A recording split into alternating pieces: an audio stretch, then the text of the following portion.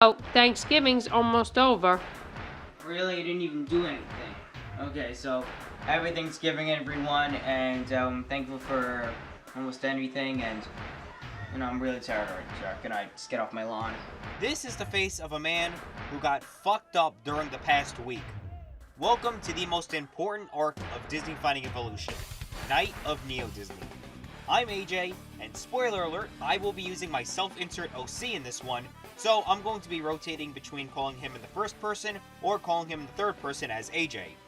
Anyway, it is important to check in on the 3 preceding videos before getting to this one, because the build-up is extremely crucial. So, where did we last leave off? Neo Disney being in a lose-lose situation in the summer of 2014. Couldn't go after Mickey because the co-owner would be in the way, and they can't claim Disney for their own without going into war despite the boatload of money Frozen gave them.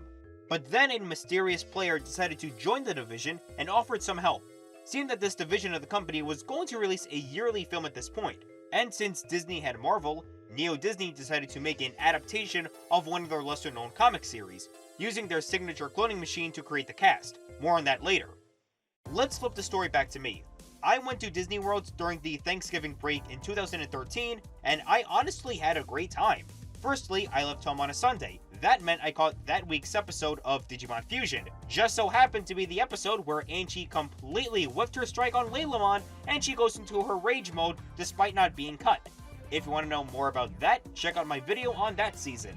And speaking of, while I was editing the last video, I noticed that the American Digimon team decided to change Lilamon's name back to Lilithmon.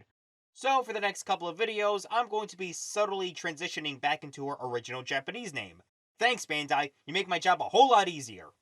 When I got to Orlando, it was such a surreal experience walking around Magic Kingdom at 2 AM. I was able to face my fear going on Stitch's Great Escape. While it is a terrible ride, it was the closest way for me to experience Alien Encounter, so it means something to me. I was also able to complete every mission in Agent P's World Showcase, God I'm such a badass. So I was expecting the same thing in 2014, since my family decided to go to Disney again that Thanksgiving season. Fox Kids Special, here's a bunch of the whole storyline, had just ended that September, and there wasn't a big send-off or after-party the day the storyline ended, myself included because I was stuck in a forensics meeting. I'll state it again, I don't want to discriminate anyone who was or is in a speech and debate team that enjoys what they're doing. It just wasn't a thing for me. But November was a good time for everyone to spend a week celebrating a 15-year-long storyline's conclusion, and everyone was invited. Bring in the boys! Except you, Goku. Before the week, Leilamon did get a call from Nerissa, and they met up for breakfast. She told her that there was a rumor that Grimhilda was forcibly reviving a handful of Disney princesses and creating these chimeric monsters using DNA samples of their respective villains. Nerissa saw this as a cruel and unjust act and told Leilamon that she wants to properly put these girls to rest once more, but she needed her help. Thankfully, they knew a girl with Ursula. Despite being in hiding, her records and location was available for the company. It should be noted that within her time in hiding for 5 years, Nerissa forged a sword using Andalasia's data from the story-generating machine. However, their adventure lasted the entire time I was in Orlando, while my story concludes on the second day of my 6-day trip. I guess I could get their adventure out of the way first. Each day, these magnificent, horrible people battled one person. However, the monsters that they fought were based off of the Renaissance trio, Ariel, Belle, and Jasmine. No clue why the original Princess Trio were not revived first, Snow White, Cinderella, and Aurora, but I guess Neo Disney has to rely on the Renaissance just as much as original Disney. However, Alice also volunteered to battle the women, going with the facade that she does not want Nerissa to take her friends away again. She was able to survive, but not so much the clones. And yeah, the alleged resurrected but twisted princesses were clones created by Neo Disney. Ursula was able to pick up on that since the Ariel clone did act strange, even when corrupted. The modified clones had pretty obvious alterations, Ariel being a sea witch, Jasmine being a sorceress/genie, and Belle being a part beast lady. But on the last full day at the parks, the trio went to the villains' hangout at Hollywood Studios. 7 years since Nerissa last was there and murdered everyone, but she was fully determined to finish the job as they came across Grimhilda. Unlike the previous fight with Maleficent earlier that year, she was not going to go down without a fight. And so she transformed into a giant fucking monster! A Ganon-looking demon with 2 blades! Lilithmon and Nerissa really didn't care because finally they saw an actual challenge. Ursa was a little freaked out at first though. However, Shoutmon heard the news of the fight and rushed over to the villain's hangout. Keep in mind, he was still conflicted and confused after his last encounter with Grimhilda the previous year. Unfortunately, by the time he got there, she was vaporized, though not before getting a good look at her appearance. Shoutmon was angry but confused. His only chance of getting more answers was gone, and now he has even more questions. That wasn't the same person he met in 2013. Lailamon asked Nerissa how was Grimhilda able to transform into a monster, but Nerissa answered with that Grimhilda knew about dark arts and alchemy, so a monstrous transformation didn't seem out of the ballpark. Regardless, the four of them wanted answers, and so they briefly traveled to Hell's Prison to interrogate Grimhilda, now behind bars. But when they got there, the guards were confused, since no one with the name Grimhilda arrived that day, nor anyone from Disney for that matter. When I first got to Disney on Monday night, the Fox Kids special crew were planning out the rest of the week at Chef Mickey's. They were going to hit Magic Kingdom that night and Epcot the next day. Now, Sonic was pretty much the go-to guy since he had a decent and trustworthy tie with Disney. In fact, while he was at Tomorrowland, Ralph, Felix, and Calhoun met up with him. Where was Penelope? Well, more on that later. Sonic was on good terms with Disney, as well as with these characters. Well, Ralph told him no hard feelings before attempting to squash him. Sonic dodged and asked if he was out of his mind. Ralph replied saying he was just following orders. Sonic had no idea what he meant, but the point was clear. Tragically, he would have to kill all three of them, but before getting the chance to ask Ralph more questions... Sonic, why do you always have to make things difficult whenever I'm around? Many people saw this as a one-time beef thing, but for more active members of the group, they were skeptical. It had been 2 years since the co-owner acquisition occurred, and maybe Mickey was looking for a way to undo these actions, much like how he did with Jetix 5 years ago. But I mean, what else can happen within this 24-hour interval that could be mind-shattering? 2014 was not only the 15-year anniversary for Fox Kids Special, but the 10-year anniversary for the Girl Wars as well. Which, conveniently, I also made a video discussing that storyline too. Anyway, recall during the storyline, the Frontier Gang visited the Jedi side of the war, which led to Zoe kicking all of the girls' butts at the pool in 2004. Of course, the Guardians were still employed at Disney, and the spies used to be employed there. But since the other members were also from the Sat AM business, they were also invited to the park during the anniversary. Anyway, Zoe was training that day since she was going to rematch them later that night. But Koji, being the asshole to women, said that she may not win. Not to mention, following the events of last night, each Digidestined group was placed and surveyed over the different parks. For Frontier's case, it was at Epcot. Naturally, Zoe was hovering over the Italy area, Koji was across the American Adventure, being at the Japan section. And while at the store, there were some kids interacting with the Agent P event. And fun fact, the BB bots from Kim Possible are still involved in the reskin, right up to and including the Baby BB animatronic in the kiosk. However, the power went out through a EMP blast, and the animatronic began to attack, using the kiosk as a mech. With Koji by himself, he had to solve this machine, but with a unified form, it was kind of easy. Oh, and by the way, how is Koji able to use the other elements to become Magna Garurumon? Recall during the finale of the Digimon seasonal reviews, Azulongmon used the rest of his data to give all the Digidestined their ultimate powers and unlimited control. So for Koji's case, he was able to use his Mega Form pretty easily. Following the fight, he rushed to a nearby phone that wasn't affected by the blast. On a more completely unrelated topic, let's jump to Norway for a second. In case you weren't aware, Frozen was dominating the entire company going 1 year strong. I already went into detail why I didn't like the film last time. People still yell at me saying the whole incest thing is true love, but it has never lied to us in a Disney film, even in Enchanted. But for Elsa and Anna, they were staying at the Norway section, about to close out Maelstrom in favor of a ride based off the film. However, remember how I said last time Elsa's new design was based off Rosalina and she wasn't told at all? Well, she was getting tired of people making fun of her by her appearance. At around this point, Rosalina was determined to become the Astro Goddess of Nintendo. For more information on that, check out the video discussing her rivalry with Samus throughout 2015. She was going to make a statement that she not only came out first, but let others know not to fuck with her. She was going to kill Elsa and show it off to everyone at Disney. But Anna intervened by protecting her sister.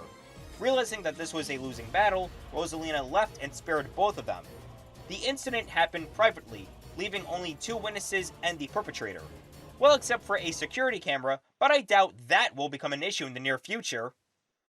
AJ heard the news about what happened at World Showcase, and he was sent there to investigate the outskirts. Once leaving the monorail, everything seemed normal, including the flaming pagoda. Wait, what? He hurried his ass over there, but was stopped by the Big Hero 6, the latest movie from Disney.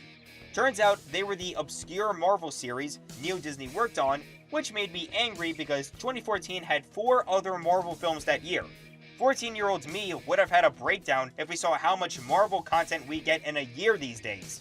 But I was so sick of the Marvel content that year, I doubt anybody actually liked the films we got. I mean, it's not like Captain America Winter Soldier is one of the best MCU movies, it's not like Guardians of the Galaxy is one of the best MCU movies, it's not like X-Men Days of Future Past is one of the best X-Men movies, it's not like Amazing Spider-Man 2 is one of the best Okay. I actually know somebody who does love and defend that film. Sound familiar? Turns out, they also got assistance from the delivery crew from Get Ed. Ed flat out told AJ that the new recruits were basically clones of his gang. Except for Baymax, they made him in a lab. By the way, Baymax being a pacifist made him not be present with them, because all 10 of these people wanted me dead. What did I do to deserve this? Oh yeah, I did kill Ed and his friends back in 2005. Oops. Luckily, Peter was also investigating the fire too, and decided to help out. Now Peter is a pacifist, it is in his code, so they had to carefully knock out the Delivery 10, as they called themselves. They met up with Koji, and Sonic also speeded in as well. Koji said that the pagoda just randomly exploded while he was making the call. The 4 of them were trying to connect the dots, and they came to the realization that everyone that was trying to kill them were all newer employees, Ralph in 2012, and Hero and the others from that year. And then from the corner of my eye, I saw a ghost.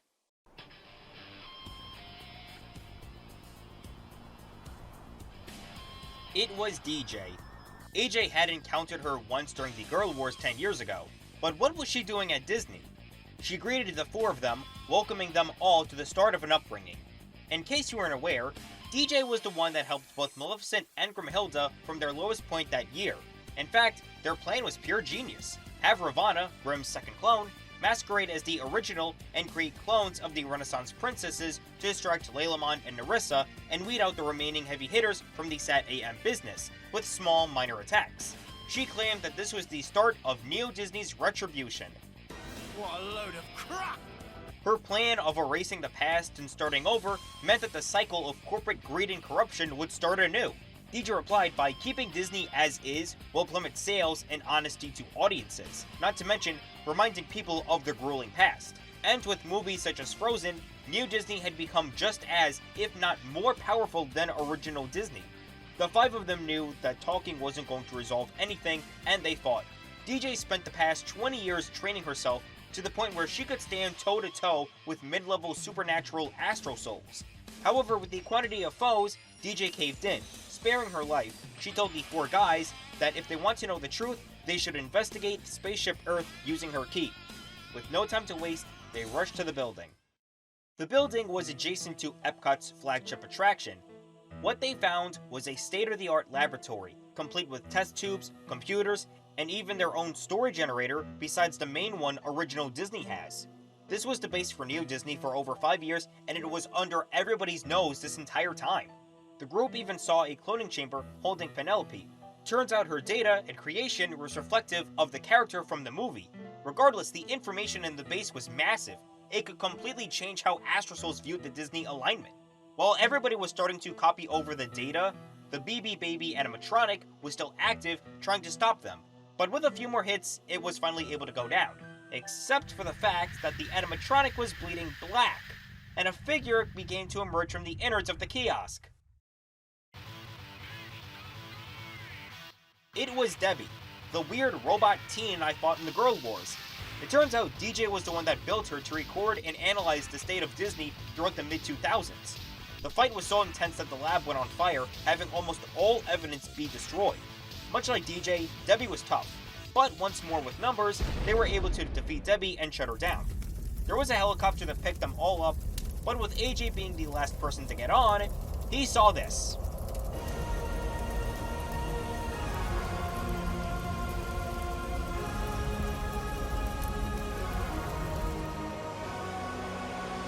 The next day, everybody tried to recover from that experience.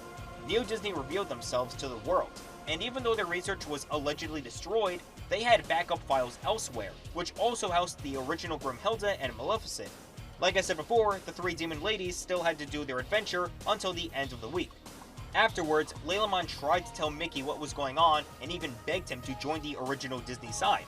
However, Mickey did not want to side with either group since he had no interest or involvement in this conflict, but he will make a large profit in the outcome, even though DJ was the reason why Mickey is so corporate and secluded today.